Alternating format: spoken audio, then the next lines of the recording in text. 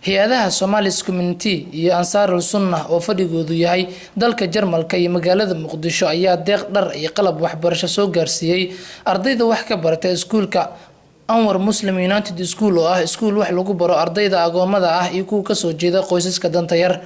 I say good afternoon all of you. After my own green tea compliment, I thank it to our mother how and I thank it to her dad for making this good school. My school is the best and the most school in this country, and I thank it to our headmasters.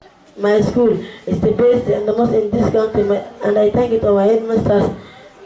My school helps people nothing take is orphan people like me. Thank you all of you, all the best. See you again. My name is Mohammed Ibrahim Osman. Ustaad Cabdicaziz Caynaba Cabdullaahi oo qayb ka ah jaaliyada Soomaaliyeed ee dalka Jarmalka ayaa isagoo ku sugan magaalada Muqdisho wuxuu ardayda u qaybiyay qalabka waxbarasho iyo dharka waxaana uu sheegay in ardayda wax ka barata iskuulka Anwar Muslim United School ee jaaliyada Soomaaliyeed ka caawiso arrimaha waxbarashada. Caruurta si ay wax u bartaan iskool u dhigtaan waxay u soo dhiibaan Somalis Committee oo ay madax ka tahay Xaawo Maxamed Cusmaan. Kabacdina waxaa loo soo gudbiyaa Xasan Xuseen oo ah gudoomiyaha Anwar Muslim United School iyo macallimiinta. Waxaan rajaynaynaa inay sidaa ku socoto ilaa idinkiisa. waxaa jira dhibaatooyin oo ka jira Jarmalka oo hay'adaas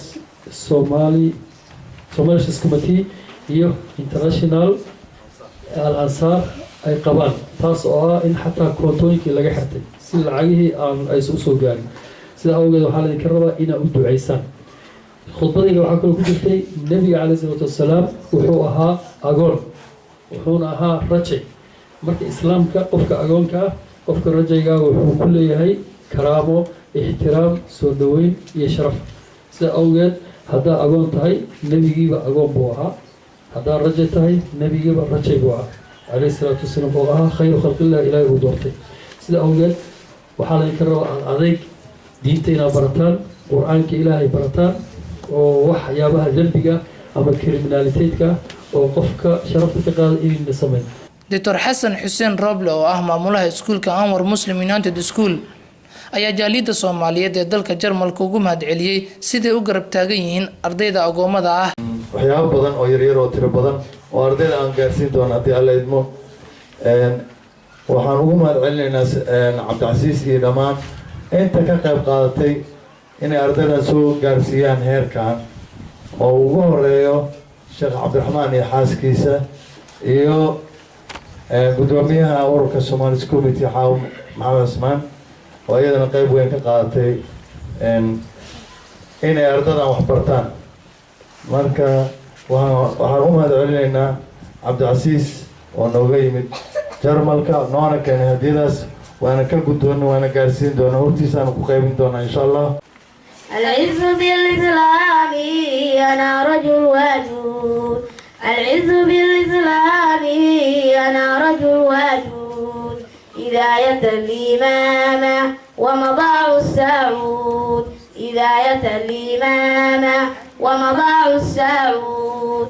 hay-adaha Somalis Community iyo Ansarul Sunnah ayaa dadka danta yar ee Soomaaliyeed ka caawiyo arrimaha nolosha waxa sidoo kale ay taageeraan arrimaha waxbarashada iyaga oo bixiya dhammaan qarashaadka ku baxa ardayda agoomada ah ee wax ka barta iskuulka Anwar Muslim United School oo ku yaala magaalada Muqdisho ee caasimadda Soomaaliya.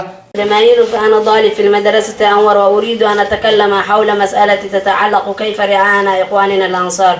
لإيجاد جواب تام حول هذه المسألة يحتاج إلى حل مشاكل الغد. المشاكل الأول سياسي يحتاج الرسالة وشجع الحروم يحتاج ضم الشعب. العلماء يحتاج فرق بين الحق والباطل.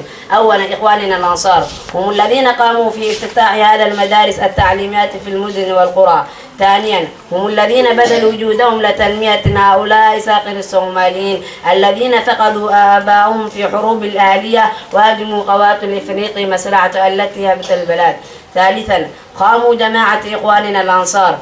جماعة إخواننا الأنصار وصومالي كوميتي جمع ما نحتاج إليهم من دعم سوي الدعم التعليمي والدعم المالي الذي بدونه لا يمكن عمل شيء ومن الأعمال الذين قاموا هؤلاء حرف الآبار في المدن والريف وبناء المسجد في البعض الأقليم الصومالية وتغذية النازحين الزعيم عبد الرحمن ونقول له حفظك الله ورعاك وجعلك من أهل الجنة وندعو الله أن يوفقك لما فيه خيرا وثواب في الدنيا والآخرة وأن يحميك من هذا العدو حيث قال تعالى الذين دقوا في البلاد فأكثروا فيها الفساد. أويس محمود جلع رويال تي في مقدشو.